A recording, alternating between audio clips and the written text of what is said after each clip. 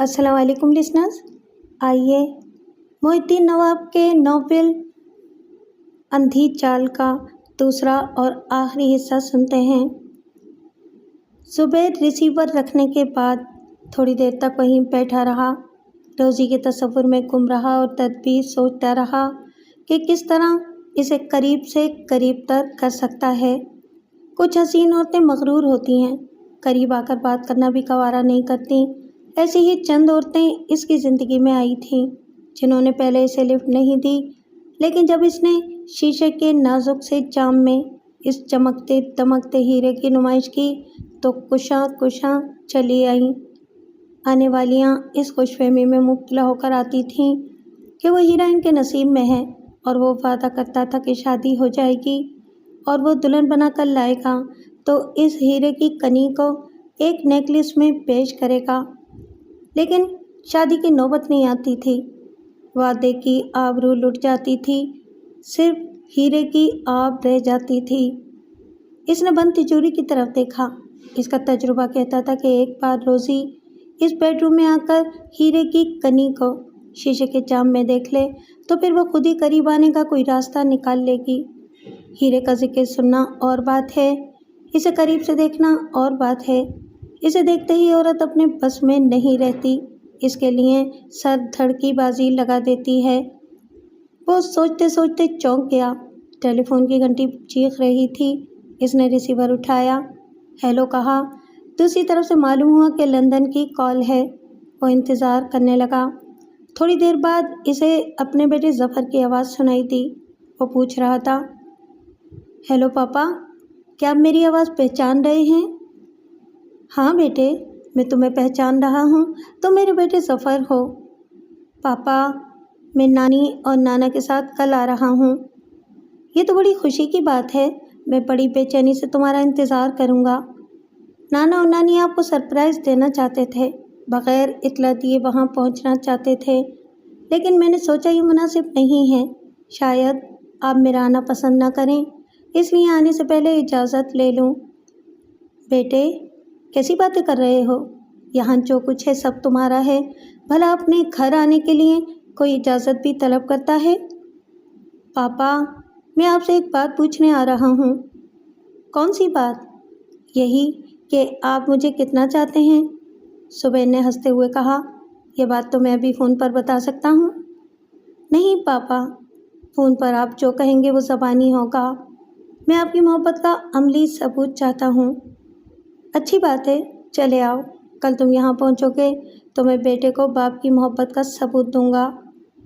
दोनों में कुछ देर तक गुफ्तगू होती रही, फिर राब्ता ख़त्म हो गया। इसने रिसीवर रखते हुए सोचा, ज़फ़र 16 बरस का हो चुका है, लेकिन इतनी कम उम्री में भी बेहद हसास और ज़हीन है। वो ज़िंदगी में पहली बार सवाल कर रहा है कि मैं इससे कितनी मोहब्बत करता हूँ। अब से पहले इसने ऐसी बात नहीं पूछी थी, मगर आज क्यों? वो जब बेटे के मुतालिक सोचता था तो बेटे की माँ भी बड़ी शिद्दत से याद आती थी, और कभी बेटे की माँ के मुतालिक सोचता था तो उसके साथ बेटा भी याद आ जाता था। जब वो कारोबार से थक कर और दुनिया वालों से नाता तोड़कर रात की खामोशी और तारीकी में सोने की कोशिश करता था और इसे नींद नहीं आती थी, खुद को तन्हा पाता था तो ऐसा लगता था कि जीते जी कब्र के अंधेरे में है, तन्हा है, इसका कोई नहीं है। आज बेटा पास होता तो ये तन्हाई ना होती। इंसान को ज़िंदा रहने के लिए मोहब्बत का कोई एक रिश्ता बाकी रखना चाहिए। सोचने के दौरान उसकी नज़रें बेख्तियार तिजोरी की तरफ उठ गईं। तब वो चौंक गया। इसके सास ससुर जब भी ज़फ़र को लेकर यहाँ आते थे या वो ज़फ़र को देखने के लिए लंदन जाता था तो यूँ महसूस होता था जैसे वो इसे ताने दे रहे हों, जैसे खामोशी से चैलेंज कर रहे हों कि वो अपने बेटे को करीब से देख सकता है, इसे चूम सकता है, इससे बातें कर सकता है, लेकिन इसे नाना नानी से छुड़ा कर ले जा नहीं सकता, अपने पास रख नहीं सकता। बेटे की जो कीमत इसने वसूल की थी वो तिजोरी में रखी हुई थी। मुलाजिम ने दरवाजे पर दस्तक देते हुए कहा, जनाब, कोई फरीद साहब आपसे मुलाकात करना चाहते हैं। इन्हें ड्राइंग रूम में बिठाओ, मैं अभी आता हूँ। ये वही शख्स था جسے 1,00,000 روپے ادا کرنے تھے۔ وہ اپنی جگہ سے اٹھ گیا۔ خالی بریف کیس پلنگ کے نیچے رکھا ہوا تھا۔ اس نے اسے نکالا، پھر تجوری کے پاس آ کر بریف کیس کو فرش پر رکھا۔ مخصوص نمبروں کی ترتیب اس کے ذہن میں نقش تھی۔ اس ترتیب کے ذریعے اس نے تجوری کو کھول لیا۔ 1,00,000 روپے مختلف گڈیوں کی صورت میں وہاں رکھے ہوئے تھے، لیکن وہ تجوری کھولتے ہی پہلے ہیرے کو دیکھنے کا عادی ہو گیا تھا، اس لیے سب سے پہلے اس کی نظر شیشے کے نازک سے جام پر گئی۔ جام خالی تھا۔ اس کا دل دھک سے رہ گیا۔ پہلے تو اسے اپنی آنکھوں پر یقین ہی نہیں آیا، پھر اس نے آنکھیں مل مل کر دیکھا، جام کو ہاتھ میں لیا، اس کے اندر جھانک کر دیکھا۔ اب وہ ہیرا اتنا ننھا سا بھی نہیں تھا کہ دور سے یا نزدیک سے نظر ہی نہ آتا۔ اس نے جام کو ایک طرف پھینک دیا، پھر پاگلوں کے سے انداز میں تجوری کے تمام خانوں میں جھانکنے لگا، نوٹوں کی گڈیاں اور اہم دستاویزات نکال نکال کر پھینکنے لگا، لیکن وہ ہیرے کا ننھا سا ٹکڑا نظر نہ آیا۔ اچھی طرح تلاش کرنے کے بعد وہ تھک کر ہانپنے لگا، جیسے بہت دور سے دوڑتا ہوا آ رہا ہو۔ وہ بڑی تیزی سے سوچ رہا تھا، یہ کیسے ہو گیا؟ بند تجوری سے وہ ہیرا کیسے غائب ہو سکتا ہے؟ کسی کو مخصوص نمبروں کی ترتیب کیسے معلوم ہو سکتی ہے؟ سوال ہی پیدا نہیں ہوتا تھا۔ وہ نمبر ڈائری میں لکھے ہوئے تھے۔ ڈائری بریف کیس میں بند رہتی تھی۔ بریف کیس کے مخصوص نمبر بھی کسی کو معلوم نہیں تھے۔ پھر وہ ہیرا کیسے غائب ہو گیا؟ کیا کسی نے زہر پھونکا تھا؟ کسی کالے عمل کے ذریعے اس ہیرے کو غائب کیا گیا ہے؟ کوئی بات ہماری عقل سے بعید ہو، کسی واردات کا طریقہ کار سمجھ میں نہ آئے اور ہزار تفتیش کے بعد بھی وہ مسئلہ حل طلب رہے تو آدمی سوچنے پر مجبور ہو جاتا ہے کہ یہ سب جادوئی کرشمے ہیں، لیکن وہ ماننے کے لیے تیار نہیں تھا۔ اس دنیا میں بڑے بڑے لاک بریکر ہیں، ایسے ڈیٹیکٹیو آلات موجود ہیں جن کے ذریعے مخصوص نمبروں کی خفیہ ترتیب سمجھ میں آ جاتی ہے۔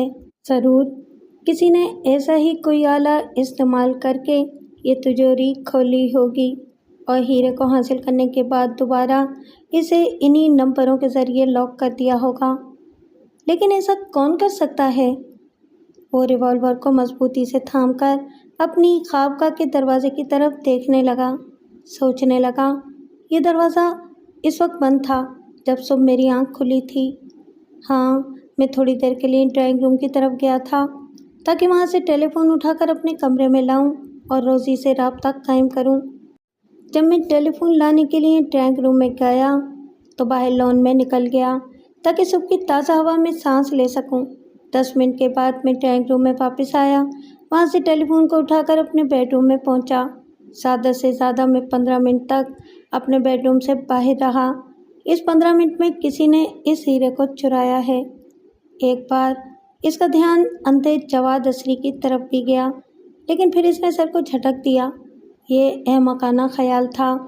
اندھا اس تجوری تک پہنچ ہی نہیں سکتا تھا، ان نمبروں کو دیکھ نہیں سکتا تھا۔ فرض کیا جائے کہ اس نے کسی غیر معمولی صلاحیت کے ذریعے مخصوص نمبروں کی ترتیب معلوم کی ہو تو اس نے اس تجوری کو کب کھولا ہوگا؟ سوال ہی پیدا نہیں ہوتا تھا۔ وہ تو تمام وقت اس کے سامنے موجود رہا تھا۔ صرف 15 منٹ یا 20 منٹ کے لیے وہ اندھے کو اپنی خوابگاہ میں چھوڑ کر یہ دیکھنے کے لیے گیا تھا کہ باڈی گارڈ کہاں ہے۔ جب واپس آیا تو اندھا خوابگاہ کے دروازے پر تن کر کھڑا ہوا تھا۔ وہ بیچارہ اندھا ہونے کے باوجود بساط بھر اس کے مال کی حفاظت کر رہا تھا۔ پچھلی رات سے اب تک تجزیہ کرنے کے بعد یہی سمجھ میں آ رہا تھا کہ جواد اسری کی موجودگی میں وہ ہیرا چوری نہیں ہوا اور رات کے وقت بھی کوئی اس کی خوابگاہ میں داخل نہیں ہو سکتا تھا۔ لیکن داخل کیسے نہیں ہو سکتا تھا؟ جو شخص تجوری کے خفیہ نمبروں کو کسی ڈیٹیکٹیو آلے کے ذریعے معلوم کر سکتا ہے، وہ خوابگاہ کے مقفل دروازے کو کیسے نہیں کھول سکتا؟ یقیناً اس نے پہلے کسی غیر معمولی آلے کے ذریعے دروازے کو کھولا، بیڈ روم میں داخل ہوا، تجوری کھولی، وہاں سے ہیرا نکالا، تجوری کو دوبارہ انہی مخصوص نمبروں کے ذریعے بند کیا، پھر خوابگاہ کے دروازے کو بھی اسی طرح مقفل کر کے چلا گیا۔ یقیناً رات کو جب وہ گہری نیند سو رہا تھا، چوری اسی وقت ہوئی تھی۔ تھانے رپورٹ درج کرانے کا خیال آیا، پھر اس نے سوچا رپورٹ درج کرانے سے کیا ہوگا؟ درد سر بڑھے گی۔ پولیس والے اسی سے سوالات کرتے رہیں گے کہ یہ اب کیا ہوا، کب ہوا، کیسے ہوا، کون لوگ آتے تھے۔ اس نے انکار میں سر ہلاتے ہوئے سوچا، بہتر ہے کہ پہلے اپنے طور پر معلومات حاصل کی جائیں۔ کیا ہمارے ملک میں عام آدمی کے پاس ایسے ڈیٹیکٹیو آلات ہو سکتے ہیں جن کے ذریعے خفیہ نمبروں کی ترتیب معلوم کی جا سکے؟ پھر یہ کہ مجھے جواد عصری سے اس سلسلے میں مشورہ لینا چاہیے۔ وہ اندھا ہے مگر بے حد ذہین اور غیر معمولی صلاحیتوں کا مالک ہے۔ ہو سکتا ہے کہ وہ اس چور تک پہنچنے میں کوئی مدد دے سکے۔ وہ جس شخص کے لیے 1,00,000 روپیہ لے کر آیا تھا، اسے وہ رقم ادا کرنے کے بعد وہ اپنی خوابگاہ میں واپس آیا، غسل وغیرہ سے فارغ ہو کر لباس تبدیل کیا، پھر جواد عصری کی کوٹھی میں پہنچ گیا۔ جواد نے انجان بن کر پوچھا، اچانک کیسے آ گئے آپ؟ اور جب آ ہی گئے ہو تو دوپہر کا کھانا ہمارے ساتھ کھاؤ گے؟ زبین نے اسے ہیرے کے متعلق بتایا تو وہ بے یقینی سے خلا میں گھولنے لگا۔ اندھی آنکھیں جیسے دور تک سوچ رہی تھیں۔ زبین نے کہا، مجھے تمہاری ذہانت پر بھروسہ ہے، تم میرے بیان کی روشنی میں سوچو، چوری کون کر سکتا ہے؟ تمہارا یہ خیال درست ہے کہ رات کے کسی حصے میں اس ہیرے کو چرایا گیا ہے، لیکن کیسے؟ تجوری کیسے کھولی گئی؟ میرا خیال ہے کہ تم نے نادانستگی میں کسی کے سامنے ڈائری کھولی ہوگی۔ کم از کم ڈائری کا وہ مخصوص صفحہ ضرور کسی کے سامنے کھولا ہے جس صفحے پر مخصوص نمبر لکھے ہوئے ہیں۔ میں اپنی ڈائری کو اپنی خوابگاہ میں کھول کر کچھ بھولی ہوئی چیزوں کو یاد کر لیتا ہوں، یا کبھی ضرورت پڑتی ہے تو دفتر میں اس ڈائری کو کھولتا ہوں۔ شاید ایک آدھ بار میری سیکرٹری نائلہ نے اسے دیکھا ہے، لیکن دور سے۔ میرے دفتر کی میز بہت وسیع و عریض ہے۔ میری سیکرٹری یا کوئی ملاقاتی میرے بہت قریب نہیں آ سکتا۔ روزی نے کہا، کچھ لوگوں کی نظریں بڑی تیز ہوتی ہیں، بڑی دور تک دیکھتی ہیں۔ بے شک ڈائری کی تحریر نہ پڑھی جا سکتی ہو، لیکن دور سے بریف کیس کے ان مخصوص نمبروں کی ترتیب ضرور دیکھی جا سکتی ہے۔ لیکن بریف کیس تو ہمیشہ میرے پاس رہتا ہے، کوئی اسے کھول نہیں سکتا، کسی کو اتنا وقت ہی نہیں مل سکتا۔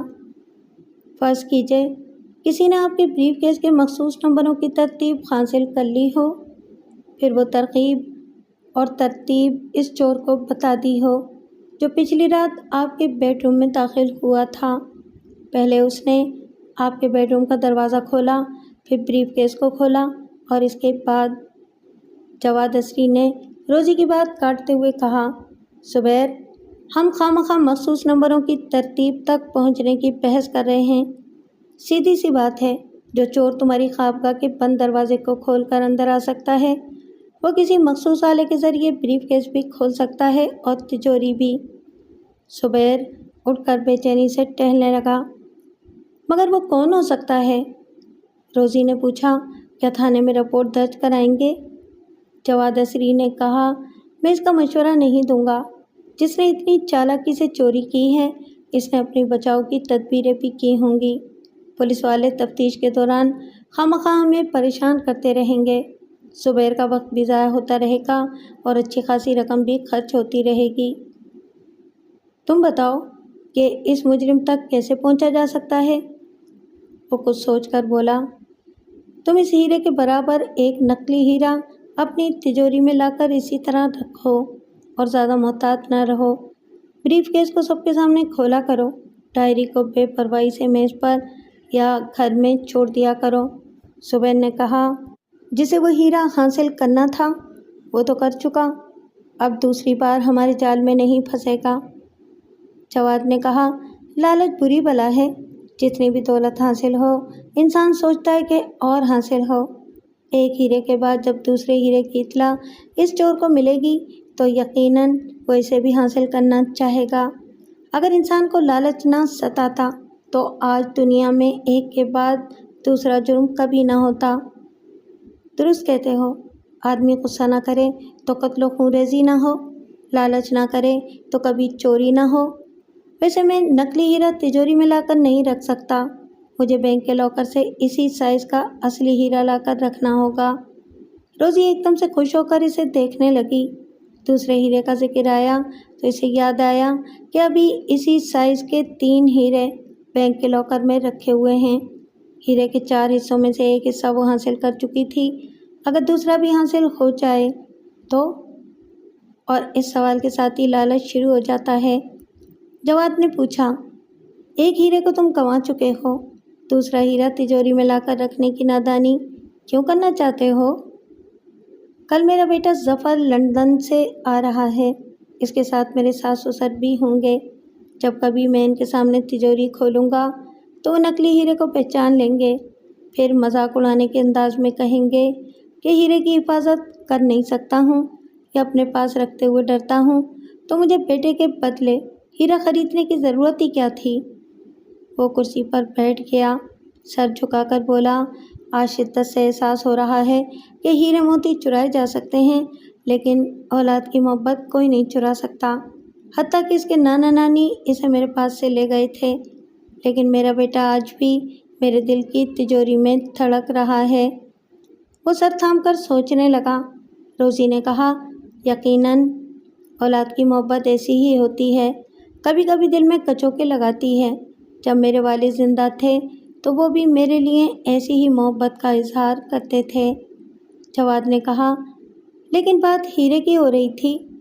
सुबैन ने सर उठाकर कहा, मेरा बेटा अगरचे कमसिन है, लेकिन नाना के पास रहकर इसने हीरे मोतियों को परखना सीख लिया है। तिजोरी में नकली हीरा देखेगा तो क्या सोचेगा, इसलिए मैं बैंक से दूसरा हीरा लाकर रखूँगा। रोज़ी जुबैर को एकटुक यूँ देख रही थी जैसे ख्वाब देख रही हो। इसकी दोनों आंखें चमक रही थीं, जैसे दूसरा हीरा भी इसके दिल में चकमगा रहा हो। फिर वो चौंक गई। जुबैर इसे देखकर खामोशी से मुस्कुरा रहा था। वो अंधे के सामने एक दूसरे से कुछ बोल नहीं सकते थे, लेकिन मुस्कुराहटों और इशारों का तबादला कर सकते थे। रोज़ी ने अपना पर्स खोलकर एक छोटा सा कागज़ और एक बाल पेन निकाला, फिर इस पर लिखा, मैं मुसलसल इस खोज में रहती हूँ कि जवाद ने किस जासूस को मेरे पीछे लगा रखा है। मेरी अब तक की मालूमात के मुताबिक कोई अजनबी मेरी नज़रों में नहीं आया।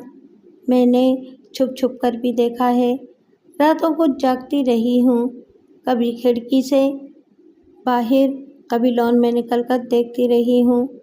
कल रात मेरा एक वफादार मुलाजिम खादिम अपने 2 साथियों के साथ इस कोठी के बाहर पहरा देता रहेगा। अगर आप मिलना चाहें तो कल 8 बजे के बाद मैं आपका इंतज़ार करूंगी इसी कोठी में। रोज़ी ने अपना पर्स खोलकर एक छोटा सा कागज़ और एक बाल पेन निकाला, फिर इस पर लिखा, मैं मुसलसल इस खोज में रहती हूँ कि जवाद ने किस जासूस को मेरे पीछे लगा रखा है। मेरी अब तक की मालूमात के मुताबिक कोई अजनबी मेरी नज़रों में नहीं आया। मैंने छुप छुप कर भी देखा है, रातों को जागती रही हूँ, कभी खिड़की के बाहर, कभी लॉन में निकल कर देखती रही हूँ। कल रात मेरा एक वफादार मुलाजिम खादिम अपने 2 साथियों के साथ इस कोठी के बाहर पहरा देता रहेगा। अगर आप मिलना चाहें तो कल 8 बजे के बाद मैं आपका इंतज़ार करूँगी इसी कोठी में। जवाद ने खला में देखते हुए पूछा, तुम दोनों खामोश क्यों हो गए हो?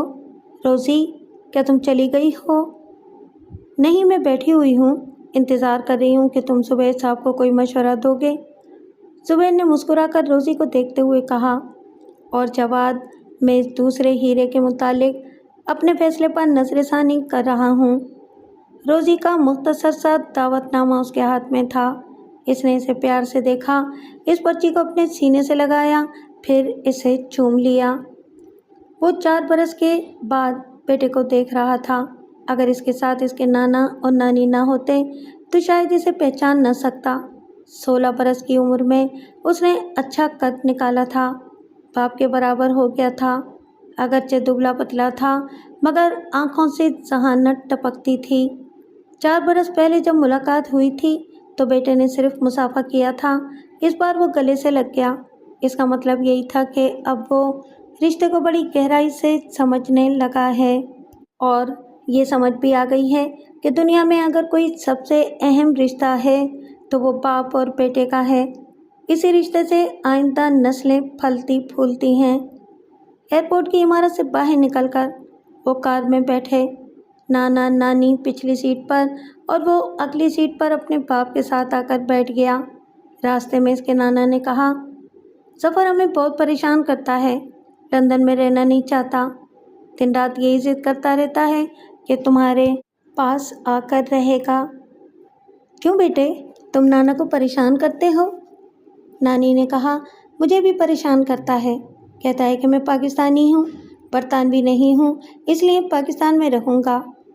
सुबह ने ड्राइव करते हुए कनखियों से बेटे की जानिब देखा। वो खामोश बैठा हुआ था, किसी की बात का जवाब नहीं दे रहा था। विंड स्क्रीन के पार देखता जा रहा था, लेकिन इसकी आंखें बता रही थीं कि वो गहरी सोच और गहरे जज्बों में डूबा हुआ है। इसे सोचते देखकर जुबैर को अपनी गलती का एहसास हो रहा था। ये समझ में आ रहा था कि हीरा किसी के भी हाथों में चला जाता है, बेटा सिर्फ अपने बाप के हाथों में रहना चाहता है। कोठी के अहाते में पहुंचकर ज़फ़र बड़े शौक़ से, बड़ी दिलचस्पी से इस कोठी को यूं देखने लगा जैसे कोई अपने बाप से मिलने वाली जायदाद को देखता है। इसने बाप के हाथ को थाम कर कहा, पापा मुझे कोठी दिखाइए, मैं एक एक कमरा देखना चाहता हूँ। मुझे ऐसा लग रहा है जैसे मैं यहीं पैदा हुआ था और यहीं मरूंगा। जुबैर ने इसे खींचकर अपने सीने से लगा लिया, मोहब्बत से भींचकर इसे थपकते हुए बोला, ऐसी बातें ना करो, मरेंगे तुम्हारे दुश्मन। तुम यकीनन इसी कोठी में पैदा हुए थे। फ़र्क सिर्फ इतना है कि इस कोठी का डिज़ाइन पहले कुछ और था और अब कुछ और है। मेरा इस दुनिया में तुम्हारे सिवा कौन है? बेशक तुम मेरे साथ नहीं रहते हो, लेकिन मेरी मौत के बाद ये सब कुछ तुम्हारा होगा। ज़फ़र बाप के सीने से अलग होकर बोला, इधर नाना कहते हैं कि इनका दुनिया में कोई नहीं है। लंदन में जितनी दौलत और जायदाद है सब मेरी होगी, और आप भी यही कहते हैं। लेकिन मैं किसका हूँ? अगर मैं नाना का हूँ तो उन्होंने हीरे के एवज़ मुझे क्यों हासिल किया? क्या मोहब्बत का यही मोल है? और अगर मैं आपका हूँ तो आपने मुझे हीरे के एवज़ नाना के हवाले क्यों कर दिया? बेटे, जब तुम दुनियादारी को समझोगे तो हमारी बातें समझ में आएंगी। तुम ख्वाह मेरे पास रहो या अपने नाना के पास, तुम हम सब की मुश्तरका मोहब्बत हो और हमारा सब कुछ तुम्हारे लिए है। अगर वहाँ भी सब कुछ मेरा है, यहाँ भी मेरा सब कुछ है, तो मैं यहाँ आपके पास रहूँगा। कभी कभी नाना और नानी से मिलने चला जाया करूँगा। जुबैर ने परेशान होकर अपने सास और ससुर को देखा। ससुर ने कहा, यह हमारे साथ ऐसी ही बातें करता रहता है। मैंने आखिर तंग आकर सोचा है इसे तुम्हारे पास ले आऊं। तुम अगर समझा सको तो ठीक है, वरना समझ लो कि क्या होना चाहिए। ज़फ़र ने कहा, मैं बताता हूँ क्या होना चाहिए। पापा, वो हीरा आपके हवाले कर देंगे। इस तरह मेरे दिमाग से भी ये तौहीन-आमेज़ बात निकल जाएगी कि मुझे इस हीरे के एवज़ बेचा गया है। जुबैर ने हिचकिचाते हुए बेटे को देखा, फिर कहा, तुम अभी नादान हो, इस बात को नहीं समझ सकते कि कोई चीज़ किसी की अना का सबब कैसे बन जाती है। जैसे मैंने ये कोठी बनाई है, अगर मैं इसे बेचूंगा तो लोग मेरा मजाक उड़ाएंगे, समझेंगे जुबैर जैसा सरमायादार दिवालिया हो गया है। ये बात हर सरमायादार तक पहुंची हुई है कि मेरे पास दुनिया का सबसे कीमती हीरा मौजूद है। अगर ये मेरे पास नहीं रहेगा तो सोच सकते हो कि ऊंची सोसाइटी के लोग मेरे मुतालिक क्या राय कायम करेंगे। मेरी हैसियत गिर गई है, मैं दिवालिया हो रहा हूँ, इसलिए मैंने इस नायाब हीरे को फ़रोख्त कर दिया है। तुम नहीं समझ सकते कि एक चमकता हुआ पत्थर का टुकड़ा आदमी को कितनी बुलंदी पर पहुँचा देता है। सब लोग सर उठाकर उसे हैरत से, हसरत से, रश्क और दुश्मनी से देखते हैं। मुझे एक तरह का फ़ख्र महसूस होता है, जैसे मैं सबसे बरतर हूँ। सब मुझसे जलते कुड़ते रहेंगे, लेकिन कोई मेरी बराबरी नहीं कर सकेगा। इसका मतलब तो ये हुआ कि आप वो हीरा नाना को वापस नहीं करेंगे? जुबैर ने हंसते हुए पूछा। वापस करना क्या ज़रूरी है? वो हीरा मेरे पास रहे, तुम्हारे पास रहे या तुम्हारे नाना के पास रहे, बात एक ही है। आखिर इसके मालिक तुम ही होगे। तुम्हारे नाना तुम्हें मेरे पास छोड़ सकते हैं, मुझे यकीन है कि वो हीरा मुझसे वापस नहीं लेंगे। ज़फ़र के नाना ने कहा। सॉरी ज़ुबैर, मैं अगरचे ज़फ़र को दिलो जान से चाहता हूँ, तुम्हें भी चाहता हूँ, लेकिन मैं अपने नवासे को एक ठोस और मुस्तकिल मिजाज बिजनेसमैन बनाना चाहता हूँ। इसे बताना चाहता हूँ कि जो चीज़ फ़रोख्त हो गई सो हो गई। अगर इसे दोबारा हासिल किया जाएगा तो मौजूदा वक्त की कीमत के हिसाब से हासिल किया जाएगा। कारोबार के कुछ उसूल होते हैं, ये उसूल हम अपने नवासे को नहीं सिखाएंगे तो ये हमसे बड़ा बिजनेसमैन नहीं बन सकेगा। लिहाजा मैं ज़फ़र को तुम्हारे पास छोड़कर जाऊंगा तो अपना हीरा वापस लेकर जाऊंगा। फिर नाना ने अपने नवासे को मुखातिब करते हुए कहा, ज़फ़र, ये बात तुम्हें बुरी लगेगी, लेकिन मैं अपनी मोहब्बत का तुम्हें इस तरह यकीन दिलाऊंगा कि वो हीरा मेरे मरने के बाद तुम्हारा होगा, सिर्फ तुम्हारा। लेकिन कारोबारी उसूल अपनी जगह अटल हैं। ज़फ़र ने पाँव पटक कर कहा, मुझे नहीं चाहिए वो हीरा, मुझे नहीं चाहिए आप लोगों की मोहब्बत। वो गुस्से की हालत में वहाँ से दूसरे कमरे की तरफ जाने लगा। ज़ुबैर इसके पीछे पीछे गया। वो एक कमरे में सोफे पर जाकर बैठ गया था और सर झुकाए सोच रहा था। ज़ुबैर ने कहा, इस तरह गुस्सा दिखाने से कोई मसला हल नहीं होता। असल बात यह है कि हम अपनी बातें तुम्हें नहीं समझा पा रहे हैं। यह भी तो हो सकता है कि आप लोग मेरी बातें नहीं समझ पा रहे हैं। ऐसा हो सकता है। हमें एक दूसरे को समझने के लिए ज़रा मोहलत चाहिए। फ़ौरन ही गुस्सा दिखाने से क्या फ़ायदा। देखो, तुमने कहा था कि तैयारी में कुछ नहीं खाया है, लिहाजा हम रात का खाना अभी 7 बजे खा लेंगे। यूँ भी मुझे 8 बजे एक ज़रूरी काम से जाना है। कल सुबह इत्मीनान से बातें करेंगे। नहीं पापा, आज आप मुझे छोड़कर कहीं भी नहीं जाएंगे। वो परेशान हो गया। इसकी निगाहों में रोज़ी का मक्खन जैसा चेहरा मुस्कुराने लगा। आज बड़ा अच्छा मौका था। ये मौका रोज़ी ने ही निकाला था। अगर ये हाथ से निकल जाता तो फिर आइंदा पछताना ही पड़ता। इसने कहा, बेटे, आज एक बहुत ज़रूरी अपॉइंटमेंट है, मैं जल्दी वापस आने की कोशिश करूँगा। आपका जाना बेहद ज़रूरी है, तो पहले नाना जान से फ़ैसला कर लीजिए वो मुझे आपके पास रहने देंगे या नहीं। इसके नाना और नानी कमरे में आ गए।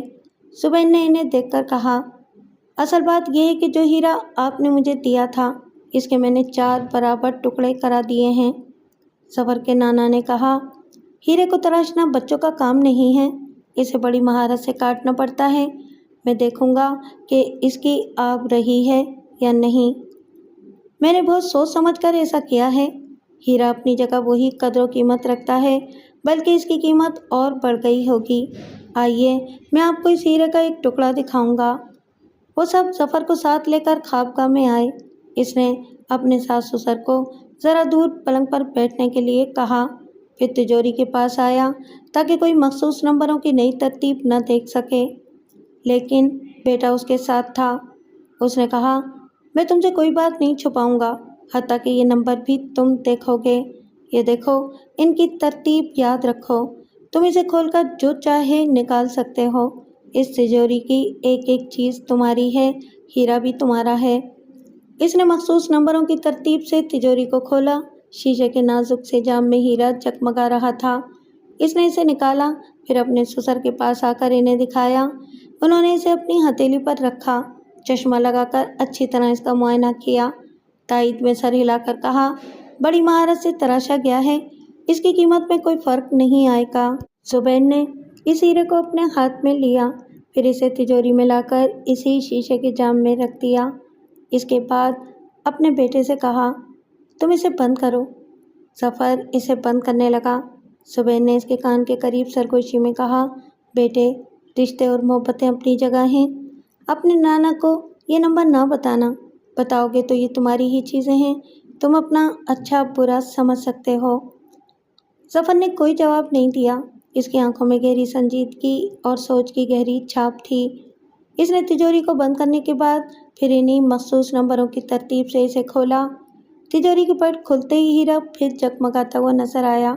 इसने इसके पट बंद कर दिए, इसे लॉक किया, फिर इन्हीं मखसूस नंबरों की तरतीब के साथ इसे खोला। हीरा फिर निगाहों के सामने जगमगाने लगा। ज़ुबैर अपने बेटे की इस हरकत को देखकर मुस्कुरा रहा था। इसे बचपना समझ रहा था। वो ठीक 7 बजे रात का खाना खाने के लिए बैठे। खाने के दौरान फ़ोन की घंटी बजने लगी। मुलाजिम ने फ़ोन लाकर ज़ुबैर के करीब रखा। ज़ुबैर ने रिसीवर उठाकर दूसरी तरफ से रोज़ी की आवाज़ सुनी। वो कह रही थी, यहाँ मैदान साफ़ है, मैं 8 बजे यहाँ से निकलूँगा, 8:30 बजे तक पहुँच जाऊँगा। बाय द वे, वो कहाँ है? वो शाम को चहलकदमी के लिए समंदर के किनारे जाता है, सीधा इसके साथ रहता है। अगरचे वो इसका मुलाजिम है, लेकिन मेरा ज़र ख़रीद है। वो जवाद को जल्दी वापस आने नहीं देगा। अगर जवाद आ भी गया तो तुम मेरे कमरे में रहोगे। वो आवाज़ सुन सकता है, देख नहीं सकता। बस इतनी एहतियात रखना कि अपने मुंह से कोई आवाज़ ना निकालना। मैं इसे गहरी नींद सुलाने का इंतज़ाम कर चुकी हूँ। इसके बाद तुम आज़ादी से बातें कर सकोगे। थोड़ी देर तक ज़रूरी मामला तय करने के बाद उसने रिसीवर रख दिया, फिर खाने में मसरूफ़ हो गया। ज़फ़र ने पूछा, आप कब तक वापस आ जाएंगे? वो कैसे कह सकता था कि इश्क की बाजी कब तक जारी रहेगी? इस खेल में तो सारी ज़िंदगी गुजर जाती है।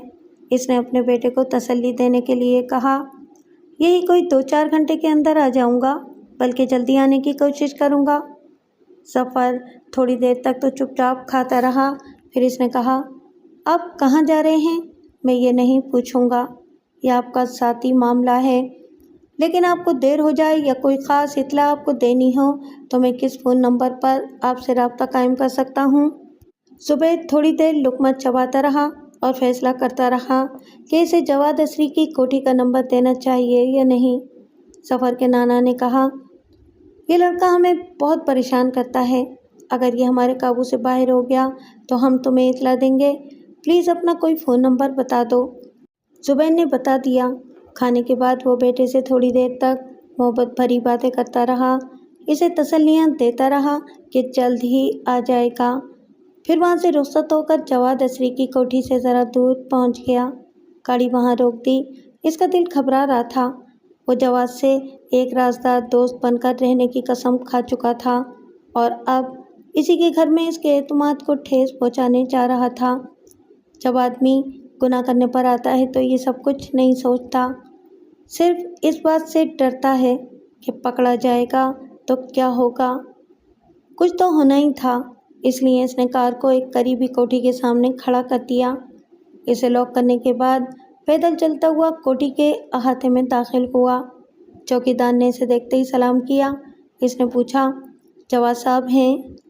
जी नहीं, मादाम ने कहा है आप जैसे ही आएँ आपको अंदर भेज दिया जाए। इसे इत्मीनान हुआ।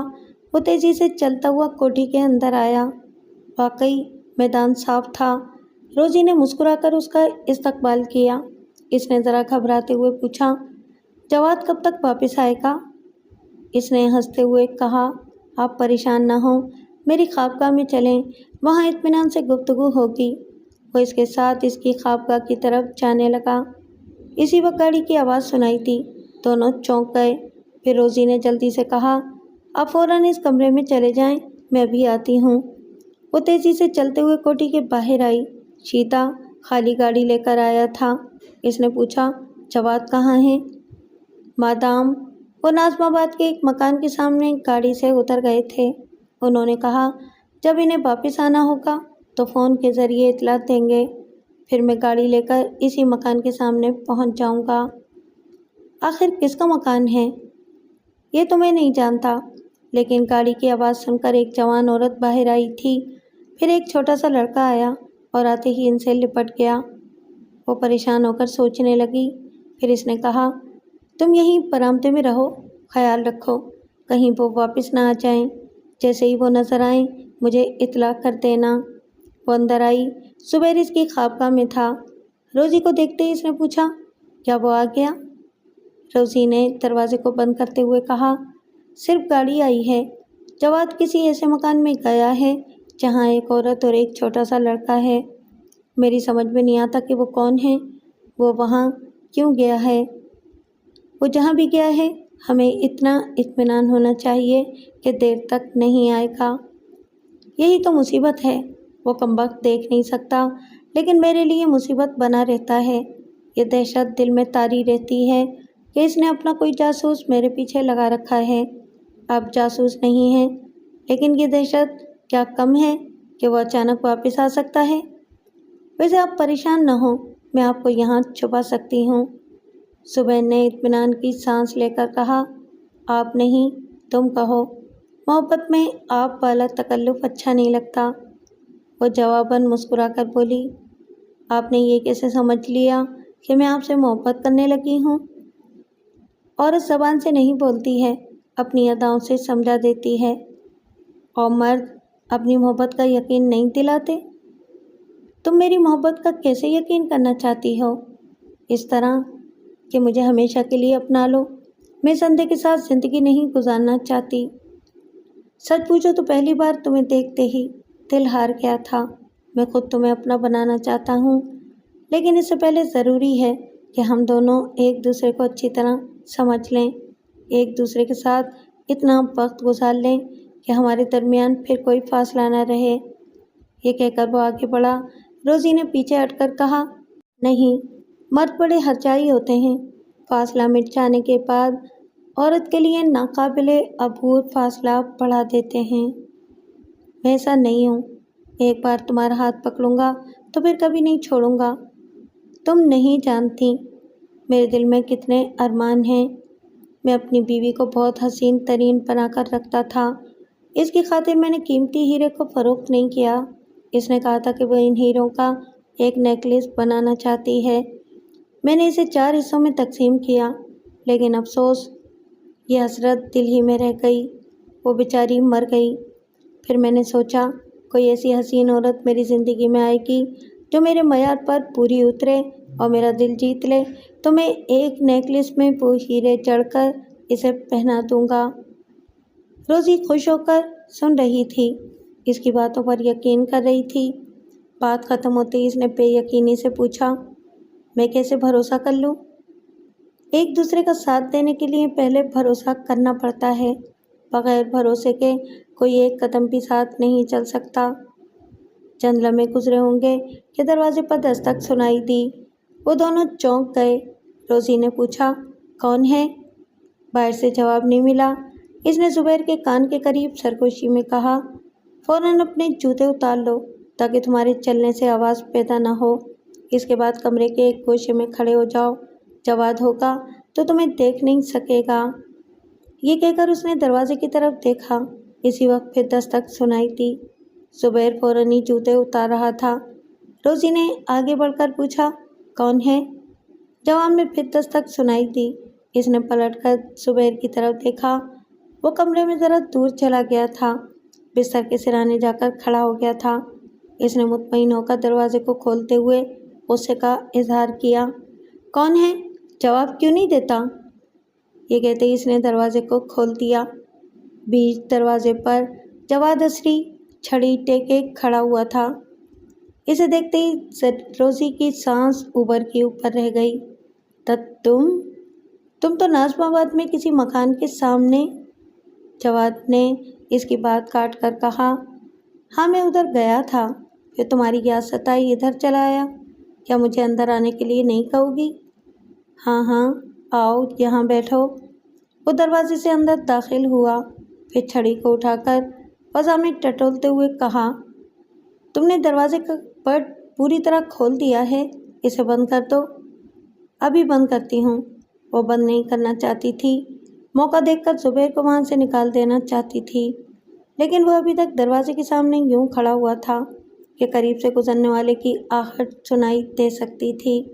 اس نے کان لگا کر کچھ سنا اور پھر کہا، تم ابھی تک اپنی جگہ کھڑی ہوئی ہو، کیا دروازہ بند نہیں کرو گی؟ ہاں کر رہی ہوں۔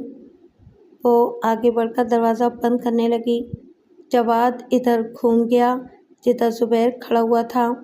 ان دونوں کے درمیان بہت فاصلہ تھا، لیکن زبیر کا دل دھک سے رہ گیا۔ اندھا اس کی طرف دیکھ رہا تھا، حالانکہ دیکھ نہیں سکتا تھا، لیکن اس کی آنکھیں ادھر لگی ہوئی تھیں۔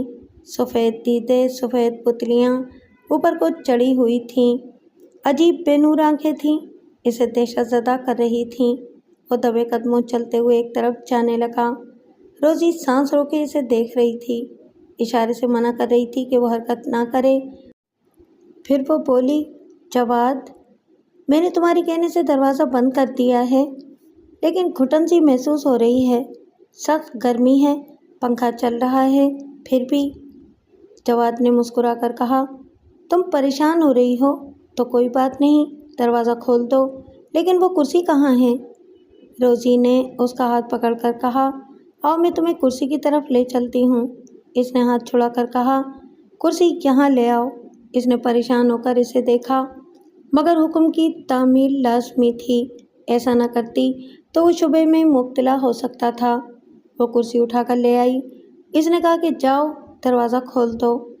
इसने दरवाजे को पूरी तरह खोल दिया। अब ज़ुबैर चाहता तो दबे कदमों चलकर या चारों हाथ पाँव से रेंगकर दरवाजे के एक तरफ से निकल सकता था, लेकिन जवाद छड़ी से टटोलता हुआ कुर्सी को खींचता हुआ दरवाजे के बीच में आया और कुर्सी पर बैठ गया। अब कोई इसके दाएं तरफ से या बाएं तरफ से गुजरकर नहीं निकल सकता था। रोज़ी और ज़ुबैर चंद लम्हे सकते की हालत में रहे। फिर वो गुस्से से पाँव पटक कर बोली, तुमने मुझे क्या समझ रखा है? क्यों ऐसी हरकतें करते हो? दरवाजे पर बैठ गए हो जैसे मैंने किसी को यहाँ बुला रखा है। वो मुस्कुराकर बोला, चोर की दाढ़ी में तिनका, अगर नहीं बुलाया है तो गुस्सा क्यों दिखा रही हो? तुम्हारी जहालत और तुम्हारी शक की तबीयत पर गुस्सा आ रहा है। मैं क्या, कोई भी औरत अपनी तौहीन बर्दाश्त नहीं कर सकती, बशर्ते कि वो सही मायनों में औरत हो और अपने शौहर का एतमाद कायम रखती हो। तुम कैसे कह सकते हो कि मैंने तुम्हारे एतमाद को ठेस पहुँचाई है? तुमने अपने वफादार मुलाजिमों को कोठी के चारों तरफ पहरे पर क्यों बिठाया है? इसने ज़रा चौंक कर इसे देखते हुए पूछा, तुम्हें किसने कहा है कि मैंने किसी को पहरे पर बिठाया है? रोज़ी, जब तक तुम मेरी बीवी हो, मेरी दौलत की मालिक हो। तुमने मेरी दौलत से खादिम और शीते जैसे मुलाजिमों को ख़रीद लिया है, लेकिन ये भी तो सोचो कि मैं भी इन्हें ख़रीद सकता हूँ, और मैंने शीते को भारी रकम देकर अपना वफादार बना लिया है। वो इसकी बात सुन रही थी, परेशान हो रही थी, कुछ घबरा रही थी, मगर ठिठाई से बोली, झूठ है। शीते ने तुमसे कुछ रकम हासिल करने के लालच में मेरी बुराई की है, मेरे खिलाफ झूठ कहा है। बहरहाल झूठ कहा है या सच, मैंने कोठी के चारों तरफ पहरा तोड़ दिया है। शीते को इतनी रकम दी है कि इससे वो खादिम और दूसरे मुलाजिमों को ख़रीद सकता है। जो नहीं ख़रीदे जाएंगे, इन्हें धमकी दे सकता है कि जवाद असरी को सारा खेल मालूम हो चुका है, लिहाजा गद्दार मुलाजिमों को निकाल दिया जाएगा। तुम समझ सकती हो, ऐसी सूरत में या तो वो मेरी तरफ से रकम कबूल करेंगे या फिर यहाँ से निकाले जाएंगे। बहरहाल मैं समझता हूँ कि उन्होंने रकम कबूल कर ली है, इसीलिए मैं बग़ैर रोक टोक के यहाँ तक पहुँच गया हूँ। पहुँच गए हो तो क्या हुआ? क्या मैं यहाँ तुम्हारे खिलाफ़ कोई साजिश कर रही हूँ? ये मैं नहीं जानता। इसने अपनी जेब से एक तय किया हुआ कागज़ निकाला। रोज़ी ने पूछा, ये क्या है? तलाक़नामा है। इसने पीछे हटकर कहा, हरगिज़ नहीं, मैं तलाक नहीं लूँगी। लोगी, मैं तुम्हें बेहया साबित कर दूँगा। तुम अंधे हो, तुम्हारा दिमाग भी अंधा है, खामखा शरीफ औरतों पर शक करते हो। पहली बीवी को भी तुमने इसी तरह इल्ज़ामात देकर घर से निकाल दिया। मैं इसकी तरह मासूम तो नहीं हूँ। हाँ, बहुत देर बाद मालूम हुआ तुम मासूम नहीं हो। ये ख्वाब का तुम्हारी है, तुम यहाँ की हर चीज़ को देखती हो, समझती हो, लेकिन इस ख्वाबगाह को मैंने तामीर कराया था। इसके फानूस में एक इतना पावरफुल माइक छुपा कर रखा था जिसकी आवाज़ मेरे कमरे के एक कैसेट रिकॉर्डर में रिकॉर्ड होती रहती है। रोज़ी ने घबराकर फानूस की तरफ देखा। जवाद ने कहा, मेरी अलमारी के अंदर जो कैसेट रिकॉर्डर रखा हुआ है वो डबल रिकॉर्डिंग सिस्टम का हामिल है। एक कैसेट 90 मिनट तक चलती है, फिर वो खुद ब खुद रिवाइंड होता है। इसके बाद 90 मिनट तक टेप के दूसरे सिरे में रिकॉर्डिंग होती है। जब वो ख़त्म हो जाता है तो दूसरी तरफ का कैसेट चलने लगता है, यानी 3 घंटे के बाद दूसरा कैसेट ऑन होता है। वो भी 2 बार 90 मिनट तक चलता है। इससे अंदाज़ा कर लो कि आज 7 बजे से लेकर अब तक तुमने जितनी गुफ्तगू की है, इससे गुफ्तगू की है जिस बंदे से या जिस बंदी से, वो आज ساری باتیں ریکارڈ ہو چکی ہیں۔ اس سے پہلے کل رات کو تم خادم کے ساتھ آج کا پروگرام بنا رہی تھیں، اسے سمجھا رہی تھیں کہ آج رات زبیر کا یہاں استقبال کرنے کے لیے مجھے کس طرح کوٹھی سے دور رکھا جائے گا۔ اگر میں آؤں گا تو مجھے کس طرح نیند کی دوا کھلا کر یا پلا کر سلا دیا جائے گا۔ روزی کے چہرے پر ہوائیاں اڑنے لگیں۔ وہ جو کچھ کہہ رہا تھا وہی باتیں وہ خادم سے کر چکی تھی۔ یہ اس بات کا ثبوت تھا کہ اس کی تمام باتیں دوسری طرف ریکارڈ ہو رہی ہیں۔ اس کی بے حیائی کا ثبوت پیش کرنے کے لیے وہ کیسٹ کافی تھی اور دوسروں کی نظر میں اسے ذلیل کر سکتی تھی۔ جواد نے ٹھہرے ہوئے لہجے میں کہا، روزی، میں اپنی بدصورتی کی شکایت کس سے کروں؟ میں سمجھتا تھا میری دولت میری بدصورتی کو چھپا دے گی اور کوئی بھی حسین عورت میری وفادار بن کر رہے گی، لیکن یہ محض خوش فہمی ہے۔ وہ ایک گہری سانس لے کر بولا، میں نے اپنی پہلی بیوی کو معاف کر دیا ہے۔ آخر وہ بھی انسان ہے، اس نے بھی سہانے سپنے دیکھے ہوں گے۔ تصور میں ایک خوبرو مرد کو دیکھا ہوگا جو اس کا دولہا بن کر آ رہا ہو، لیکن جب میں اس کا دولہا بن کر گیا تو اس کے خوابوں کا شیش محل چکنا چور ہو گیا ہوگا۔ وہ بیچاری اپنا من مان کر کچھ عرصے تک میری وفادار رہی، پھر ایک خوبرو مرد نے اسے بہکا دیا اور وہ بہک گئی۔ وہ سر جھکا کر بولا، بہکنے کی سزا اس عورت کو مل گئی۔ عدالت میں طلاق ہوئی اور اس کی جگ ہسائی ہوتی رہی، پھر وہ اپنا گھر آباد نہ کر سکی۔ طلاق کی رسوائی اتنی دور تک پھیل گئی تھی کہ کوئی مرد اسے شریک حیات کے طور پر قبول نہ کر سکا۔ سب سے بڑا المیہ یہ ہوا کہ طلاق کے بعد اس بچے سے باپ کا نام بھی چھن گیا، کیونکہ میں نے اسے بیٹا تسلیم کرنے سے انکار کر دیا تھا۔ ماں اسے دوسرے باپ کا نام نہیں دے سکی۔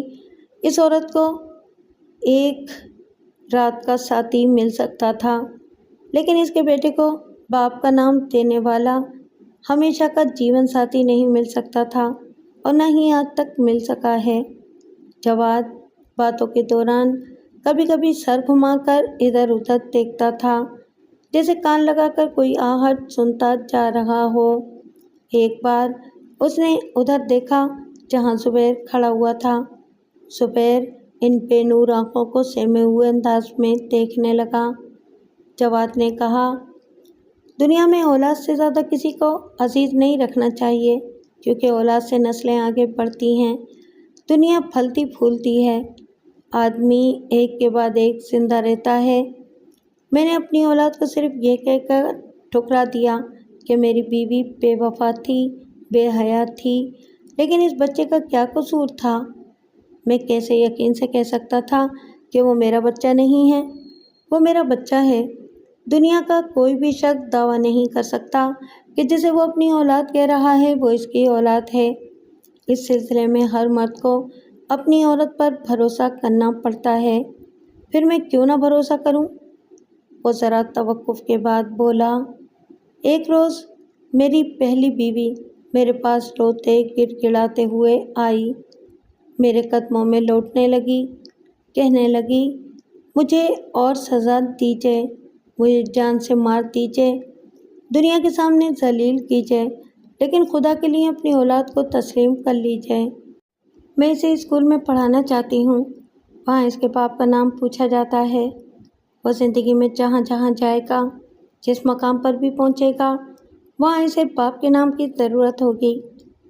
اس عورت کی فریاد سن کر مجھے زبیر کا خیال آیا، کیا باپ ایسے بھی ہوتے ہیں جو ہیرے کے ایک ٹکڑے کے لیے اپنے بیٹے کو اس کے دوسرے رشتہ داروں کے حوالے کر دیں اور بیٹے کی محبت سے خالی ہو جائیں؟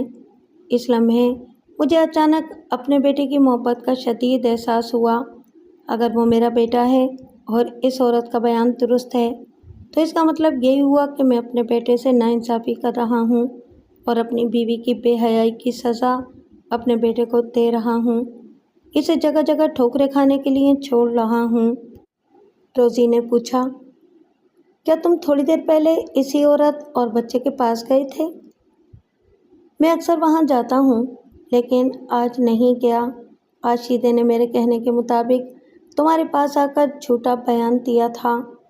ویسے میری اس بیوی نے دوسری بار میری منقوہ بننے کے لیے ایک شادی کی تھی، اب اسے طلاق حاصل کر لی ہے، آج کل عدت کے دن گزار رہی ہے، کچھ عرصے بعد میں اس سے شادی کر لوں گا۔ روزی نے فوراً ہی آگے بڑھ کر اس کے قدموں کے پاس بیٹھتے ہوئے کہا، جواد، تم اپنی پہلی بیوی کو معاف کر سکتے ہو تو مجھے بھی معاف کر دو، میں قسم کھا کر کہتی ہوں کہ…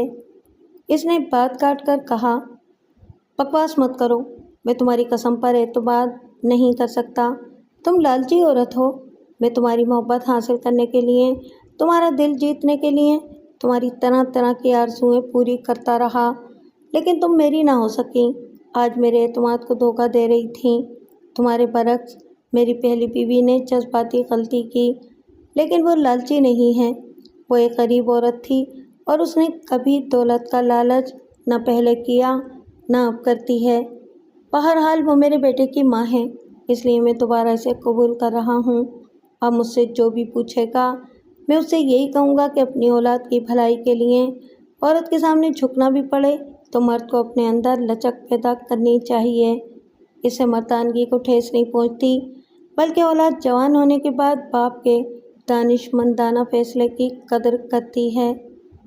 زبیر گمسم کھڑا ہوا جواد کی باتیں سن رہا تھا، اس کا سر گھوم رہا تھا، اسے اپنا ظفر یاد آ رہا تھا، شرم آ رہی تھی کہ ایک اندھا اپنی اولاد کی خاطر کس طرح بیوی کی غلطی معاف کر رہا ہے، کس طرح اپنے بیٹے کو اہمیت دے رہا ہے، اور وہ ہے کہ صرف ایک ہیرے کی خاطر اپنے بیٹے کو ہاتھ سے گنوا رہا ہے۔ ادھر جواد کہہ رہا تھا، روزی، سیدھی طرح اس طلاق نامے کو قبول کر لو، نہیں کرو گی تو یہ معاملہ عدالت تک پہنچے گا، پھر میری پہلی بیوی کی طرح تمہاری جگہ ضائع ہوگی، وہ کیسٹ بھری عدالت میں سنایا جائے گا، تمہاری بے حیائی کے چرچے ہوں گے، اگر تم اپنی رسوائی چاہتی ہو تو یہ میں معاملے کو ٹال دیتا ہوں، کل صبح سے قانونی کارروائی شروع ہوگی۔ روزی نے اس کے ہاتھ سے اس کاغذ کو لے لیا، آخری بار گڑ گڑائی، التجا کی، مگر وہ ٹس سے مس نہ ہوا، ایک ہی ضد تھی کہ وہ دستخط کر دے۔ پھر اس نے کہا، طلاق نامے کو اچھی طرح پڑھ لو، میں اتنی مہربانی کر رہا ہوں کہ طلاق کے ساتھ 1,00,000 روپیہ دے رہا ہوں، اس پر دستخط کرو، میں تمہارے دستخط دیکھ نہیں سکتا، لیکن قانون کی آنکھیں یہاں نہیں تو عدالت میں تمہیں دیکھ لیں گی۔ اتنے میں ایک ملازم ٹیلی فون اٹھا کر وہاں لے آیا، پھر اس نے کہا، زبیر صاحب کی کوٹھی سے فون آیا ہے۔ جواد نے ایک طرف ہاتھ اٹھا کر کہا، مجھے ریسیور تو یقیناً زبیر نے مجھے یاد کیا ہوگا۔ روزی نے پریشان ہو کر زبیر کی طرف دیکھا، زبیر بھی اس ریسیور کو سوالیہ نظروں سے دیکھ رہا تھا۔ جواد نے ریسیور کو کان سے لگا کر کہا، ہیلو، پھر دوسری طرف کی باتیں سننے لگا۔ چند لمحوں کے بعد ہی اس نے چونک کر پوچھا، آپ نے کیا کہا؟ کیا؟ ظفر نے؟ یعنی کہ زبیر کے بیٹے نے خودکشی کی ہے؟ جواد کے منہ سے یہ سنتے ہی زبیر کے حلق سے چیخ نکل گئی، نہیں نہیں، میرا بیٹا خودکشی نہیں کر سکتا۔ وہ دوڑتا ہوا آیا، پھر اس نے جواد سے ریسیور چھین لیا، کان سے لگا کر بولا، ہیلو، میں زبیر بول رہا ہوں، کیا ہوا میرے بیٹے کو؟ اس نے دوسری طرف سے کچھ سنا، پھر ریسیور کو پھینکتا ہوا وہاں سے دوڑتا ہوا چلا گیا۔ جواد خلا میں گھورتا ہوا مسکرا رہا تھا، پھر اس نے ایک ہاتھ اٹھا کر کہا، وہ کاغذ واپس کرو۔ روزی نے وہ کاغذ اس کے ہاتھ پر رکھ دیا، اس نے کہا، تم صرف 1,00,000 روپیہ لے کر اس گھر سے نکلو گی، اس خوش فہمی میں مبتلا نہ رہنا کہ وہ ہیرا تمہارے ساتھ جائے گا، جو اندھا تجوری کے نمبروں تک پہنچ سکتا ہے وہ تمہاری آہنی الماری کھول کر اس ہیرے کو پار کر سکتا ہے۔ وہ پیچھے ہٹ کر حیرانی سے بولی، نہیں، تم میری الماری کو ہاتھ نہیں لگا سکتے، اسے کھول کر دیکھ لو، جس ڈبے میں تم نے وہ ہیرا رکھا تھا وہ خالی ہے۔ وہ دوڑتے ہوئے الماری کے پاس گئی۔ جواد اثری بڑے اطمینان سے اٹھ کر کھڑا ہو گیا، اس نے کرسی کو ایک ٹھوکر سے دوسری طرف گرا دیا، پھر چھڑی ٹیکتا ہوا جانے لگا۔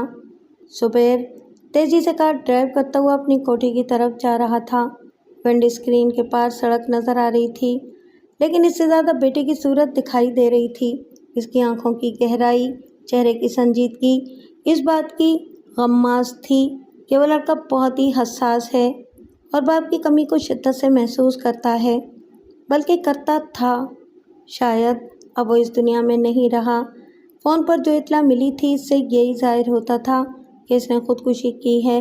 شاید وہ زندہ ہو، شاید باپ کے انتظار میں موت ٹل گئی ہو۔ وہ اپنی کوٹھی کے احاطے میں پہنچا، تیزی سے کار کا دروازہ کھول کر باہر نکلا، دوڑتا ہوا کوٹھی کے اندر آیا۔ پتہ چلا سب لوگ اس کی خوابگاہ میں موجود ہیں۔ وہ اسی طرح دوڑتا ہوا خوابگاہ میں پہنچا۔ اس کے ساس اور سسر زمین پر بیٹھے ہوئے رو رہے تھے۔ پاس ہی ظفر فرش پر پڑا ہوا تھا، اس پر چادر ڈال دی گئی تھی۔ اسے دیکھتے ہی زبیر نے ایک چیخ ماری، پھر اپنے بیٹے کو پکارتے ہوئے قریب آیا، اس کے منہ سے چادر ہٹائی۔ وہ خاموش آنکھیں بند کیے پڑا ہوا تھا، سانس نہیں چل رہی تھی، نبض ڈوب چکی تھی۔ موت کسی کا انتظار نہیں کرتی۔ اس کے سسر نے روتے ہوئے ایک کاغذ اس کی طرف بڑھایا، پھر کہا، اس نے اپنی موت سے پہلے یہ خط تمہارے نام لکھا تھا۔ ہمیں پتہ چلتا تو نہ یہ خط لکھنے دیتے اور نہ۔ وہ بات پوری نہ کر سکے اور سسک کر رونے لگے۔ زبیر وہ خط لے کر پڑھنے لگا۔ بیٹے نے لکھا تھا، ڈیئر پاپا، مجھے شیکسپیئر کے ڈرامے کا وہ فقرہ یاد آ رہا ہے، ٹو بی اور ناٹ ٹو بی۔ میں ہونے اور نہ ہونے کے مرحلے پر ہوں۔ سوچتا ہوں کہ ہوں تو سب کا ہوں، نانا کا بھی ہوں اور آپ کا بھی ہوں، اور نہ ہونے کو بازار کی ایک جنس ہوں جس کا سودا کیا گیا ہے، جس سے کوئی محبت نہیں ہے، کوئی جذبہ نہیں ہے، کوئی لگاؤ نہیں ہے۔ میں لندن میں تھا تو آپ کے پاس آنے کی ضد کرتا تھا۔ نانا کہتے تھے کہ آپ سنگ دل ہیں، صرف اوپر ہی اوپر مجھ سے محبت دکھائیں گے، لیکن بیٹے کی حیثیت سے قبول نہیں کریں گے، کیونکہ وہ ہیرے کو زیادہ عزیز رکھتے ہیں۔ آج میں نے یہاں کا دیکھ لیا، آپ کو مجبور پایا، آپ کو پریشان دیکھا۔ آپ اس ہیرے کو اپنے پاس رکھنے کے لیے میرے سامنے کیسی دلیلیں پیش کر رہے تھے، اور ایسے وقت بھول رہے تھے کہ آپ بیٹے کے سامنے کھڑے ہیں اور بیٹے کو بھی پاس رکھنے کی بڑی سے بڑی دلیل پیش کر سکتے ہیں۔ لیکن بات وہی سچ ہے جو نانا کہتے ہیں۔ پاپا، آپ کا خیال ہے کہ بیٹے 10 پیدا ہو سکتے ہیں، لیکن قیمتی ہیرا بار بار پیدا نہیں ہوتا۔ آپ درست کہتے ہیں، لیکن پاپا، میں بھی ایک بات سچی اور کھری کہتا ہوں، بیٹے یقیناً 10 ہو سکتے ہیں، لیکن باپ ایک ہوتا ہے۔ میں اپنی چھوٹی سی عمر میں یہ بات دعوے سے کہہ سکتا ہوں کہ آج تک کسی بھی شریف اور غیرت مند بیٹے نے اپنے باپ کے نام کا سودا کبھی نہیں کیا ہوگا، کیونکہ باپ ایک ہوتا ہے، اور جو چیز ایک ہوتی ہے اس کی محبت زیادہ ہوتی ہے، اس کی قدر و قیمت اتنی ہوتی ہے کہ نہ تو اسے تولا جا سکتا ہے، نہ فروخت کیا جا سکتا ہے، بلکہ اس ایک کے لیے اپنی جان بھی قربان کی جا سکتی ہے۔ پاپا، آپ دنیا میں میرے لیے بالکل ایک ہیں۔ میں آپ کی پریشانیاں دور کرنے کے لیے، آپ کو ایک بیٹے سے نجات دلانے کے لیے، ایک ہیرے کا تا حیات مالک بنائے رکھنے کے لیے اپنی امی کے پاس جا رہا ہوں۔ اب کبھی واپس نہیں آؤں گا۔ میں چاہتا ہوں جس ہیرے کی وجہ سے آپ سوسائٹی میں سر بلند رکھتے ہیں، تمام سرمایہ داروں میں خود کو برتر سمجھتے ہیں، اب وہ ہیرا آپ کو میرا پیٹ چاک کرنے کے بعد ملے۔ فقط آپ کا بد نصیب بیٹا ملک محمد ظفر۔ وہ کھڑا ہوا تھا، اپنے بیٹے کی آخری تحریر پڑھ رہا تھا۔ آخری فقرہ پڑھتے ہی اس نے چونک کر تجوری کی طرف دیکھا۔ اس کا پرد کھلا ہوا تھا۔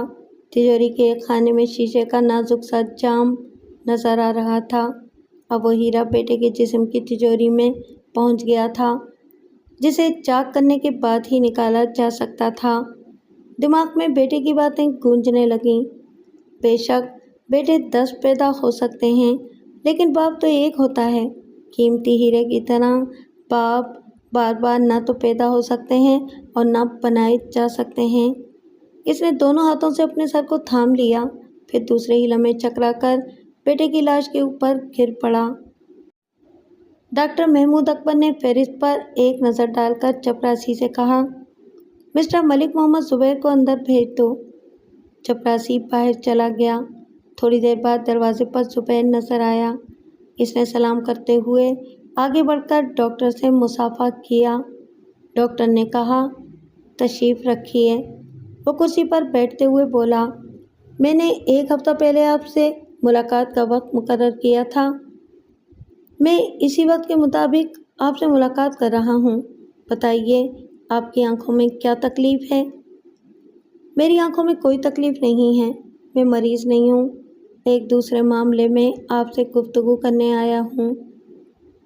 भला वो दूसरा मामला क्या हो सकता है? मैं समझता हूँ कि जावेद असरी से आपके गहरे मरासिम हैं, बचपन की दोस्ती है।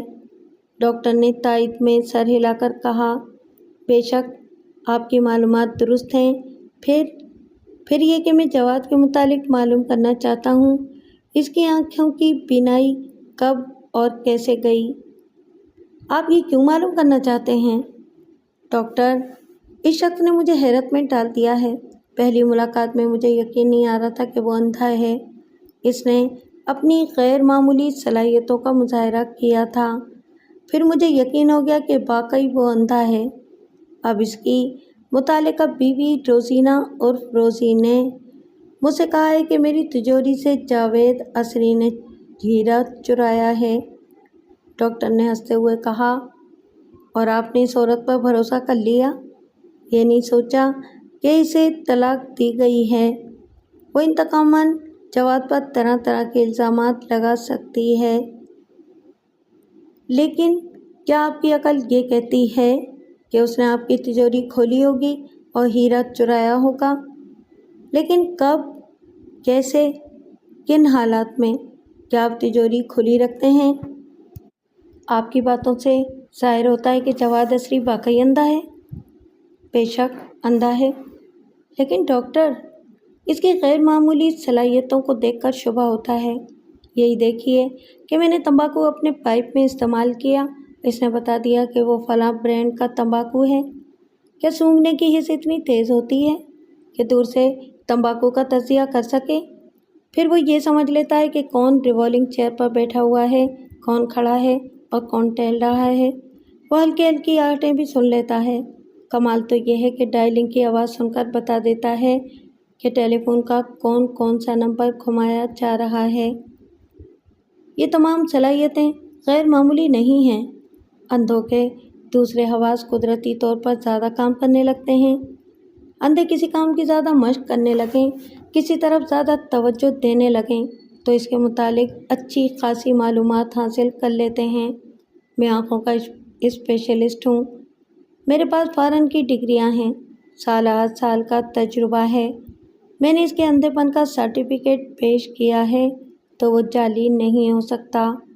अगर आपकी तसल्ली हो गई हो तो आप जाएं, मैं दूसरे मरीज़ों को देखूंगा। सुबैर ने उठते हुए इससे मुसाफा किया। सॉरी डॉक्टर, मैंने आपका वक्त ज़ाया किया है, लेकिन मेरी तसल्ली हो गई है। शुक्रिया। वो चला गया। दरवाज़ा बंद हो गया। डॉक्टर ने उठकर दरवाजे को अंदर से बंद किया। फिर पार्टीशन के दूसरी तरफ आया। वहाँ आरामदेह कुर्सी पर जवाद असरी लेटा हुआ था। इसके सर पर एक हेडलाइट थी। डॉक्टर ने करीब आकर पूछा, क्या अब आराम है? जवाद ने कहा, भाई महमूद, इस आँख का आई लेंस कुछ गड़बड़ है, सही तरह मेरी पुतलियों पर नहीं बैठ रहा है, कुछ तकलीफ़ महसूस होती है। तुम भी कमाल करते हो, क्या सारी ज़िंदगी अंधे बने रहोगे? जिसकी बेवफाई का यकीन करना था वो कर चुके, इसे तलाक भी दे दी। तुम वाकई एक बाकमाल डॉक्टर हो। तुमने ऐसा आई लेंस तैयार किया है कि आँखों वाले धोखा खा जाते हैं। इसने हंसते हुए कहा, तुम भी तो बाकमाल हो। भाई, इस तिजोरी के नंबर तक कैसे पहुंच गए थे? ज़रा मुझे भी तो तफसील बता दो। सीधी सी बात है, तुमने जो लेंस मेरी आंखों पर चढ़ा रखे हैं, इनसे मेरी आंखों की पुतलियां सफ़ेद हो गई हैं और एक पुतली ऊपर की तरफ चढ़ी हुई है। लेकिन मेरी असल पुतलियां तो लेंस के पीछे हैं और पीछे से मैं सब कुछ देखता रहता हूँ। सुबह से पहली मुलाकात में میں نے اسے بریف کیس کھولتے دیکھ لیا تھا۔ وہ مجھے اندھا سمجھ رہا تھا۔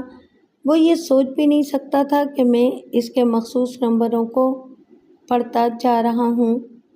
ڈاکٹر نے پوچھا، میں تجوری کے نمبروں کے متعلق پوچھ رہا ہوں۔ میں وہی تو بتانے جا رہا ہوں۔ جب زبیر پہلی بار ہماری کوٹھی میں آیا اور روزی اسے کوٹھی کا اندرونی حصہ دکھانے کے لیے گئی تو میں اس بریف کیس کو اپنی خوابگاہ میں لے آیا تھا۔ اسے کھول کر دیکھنے سے پہلے میں اپنے بیڈ روم کے دوسرے دروازے سے نکل کر کوٹھی کے اس حصے میں گیا جہاں روزی زبیر سے باتیں کر رہی تھی۔ مجھے اطمینان ہو گیا۔ میں فوراً ہی اپنی خوابگاہ میں واپس آیا، بریف کیس کو کھول کر ڈائری نکال لی اور اس کے ابتدائی صفحات کو دیکھا جہاں یادداشت کے طور پر بہت کچھ لکھا ہوتا ہے، وہیں تجوری کا وہ نمبر لکھا ہوا تھا۔ میں نے اسے ذہن نشین کر لیا، پھر ڈائری کو اس میں رکھ کر دوبارہ بریف کیس کو بند کر دیا۔ تم نے تجوری کب کھولی تھی؟ جب زبیر اپنے باڈی گارڈ کو دیکھنے کے لیے اپنے ڈرائنگ روم کی طرف گیا تھا۔ میں نے اس موقع سے فائدہ اٹھایا اور تجوری کھولنے میں زیادہ وقت نہیں لگایا۔ میں نے ہیرے کو اپنی جیب میں رکھا، پھر اسے بند کرنے کے بعد دروازے پر آ کر باڈی گارڈ کی طرح کھڑا ہو گیا۔ اس طرح زبیر کا اعتماد حاصل کیا کہ وہ مجھ پر شبہ نہ کر سکا۔ دوسری طرف میں نے روزی کے سامنے یوں ہی ٹیلی فون کا ریسیور اٹھا کر نمبر ڈائل کیے، روزی پر یہ ظاہر کیا کہ میں کسی کے ذریعے ہیرے کو تجوری سے نکلوا رہا ہوں تاکہ روزی کو میرے اندھے پن کا یقین رہے اور وہ یہی سمجھے کہ ایک اندھا چوری نہیں کر سکتا، اس لیے کسی سے چوری کروا رہا ہے۔ زبیر مجھ پر اب بھی اعتماد کرتا ہے۔ میں جلدی وہ ہیرا اس کی تجوری میں واپس رکھ دوں گا۔ ڈاکٹر نے ہنستے ہوئے کہا، تم نے آنکھ والوں کو خوب الو بنایا ہے، اب یہ ڈھونگ چھوڑ دو۔ نہیں دوست، تمہارے آئی لینس نے مجھے وہ تماشے دکھائے ہیں جنہیں میں آنکھیں رکھ کر بھی کبھی نہیں دیکھ سکتا تھا۔ یہ سبق حاصل ہوا ہے کہ آنکھ والوں کی اندھی چالیں اور اندھی سازشیں دیکھتا رہوں تو خود کو اندھا بنا لوں اور میں اندھا بنا رہوں گا۔ ڈاکٹر محمود اکبر نے کوئی جواب نہیں دیا۔ ہماری یہ دنیا نقاب کے پیچھے یا غلاف کے اندر چھپی رہتی ہے۔ ڈاکٹر اس پر جھک کر اس کی سفید دیدے پر سفید پتلیوں کا غلاف درست کرنے لگا۔